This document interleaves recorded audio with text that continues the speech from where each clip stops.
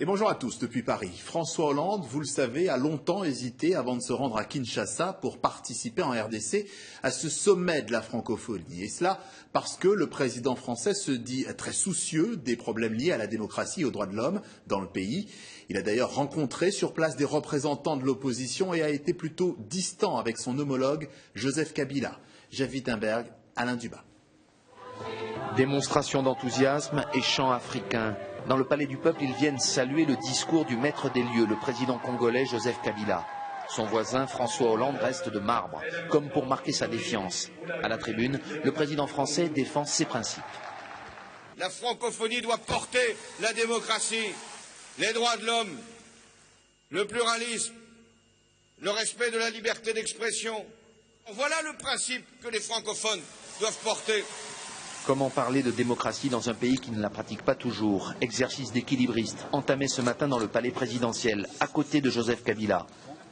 S'il y a eu des progrès, encore timides, ces derniers jours, il y a un processus. Mise en pratique 1 heure plus tard, François Hollande reçoit des opposants qui dénoncent le climat de peur, les intimidations, les élections truquées qui ont maintenu Joseph Kabila au pouvoir, qui demandent l'aide du président français. Lui-même a fait de son cheval de bataille les droits de l'homme et la démocratie. Nous avons peur et nous avons cette inquiétude de voir la population qui risque de développer un autre comportement, de prendre le pouvoir par la violence et par la force.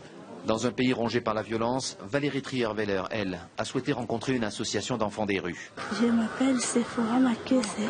Témoignage de ces gamins rejetés par leur famille, soumis à la prostitution et à la délinquance. En les entendant, la première dame relativise ce qui se dit et s'écrie à Paris sur elle. Quand on voit que des enfants sont en danger de survie, de vie, enfin, vous avez entendu comme moi les récits qu'on a entendus, le reste ne compte pas. François Hollande vient épauler sa compagne, une autre façon de défendre, ici selon lui, son credo des droits de l'homme. Et concernant ce dossier des otages français du Sahel, notez ces menaces formulées à nouveau par les islamistes. Ils affirment que la vie des otages français est en danger si Paris appuie une opération militaire contre eux.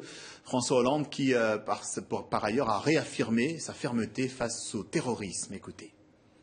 Est-ce que ce que nous disons pour l'intégrité du Mali, pour la lutte contre le terrorisme, devrait être tu parce qu'il y a ces menaces? Je pense que c'est le contraire.